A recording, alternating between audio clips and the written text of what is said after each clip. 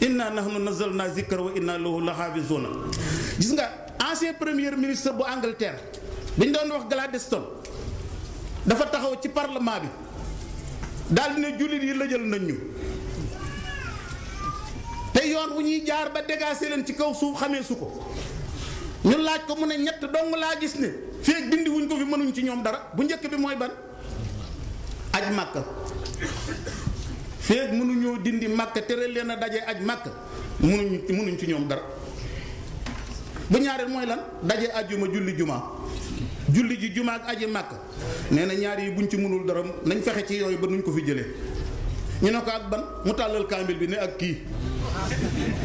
benn député ne bëret ñoddi kaamil bu tàmbalee xotti mu ne ko dof bi nga doon dama laa wax bii xotti. nañ fexe ba xotti ko ci seen xol yi ba dootuñ gëmate alxuraan dootuñ ko àtte woo dootuñ ko appliqué. boobu moom ñu ngi ciy waaj a réussir.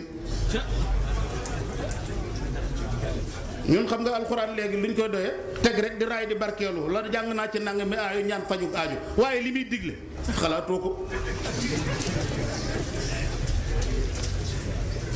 li ma bëgg mooy ñu xotti ko ci seen xol yi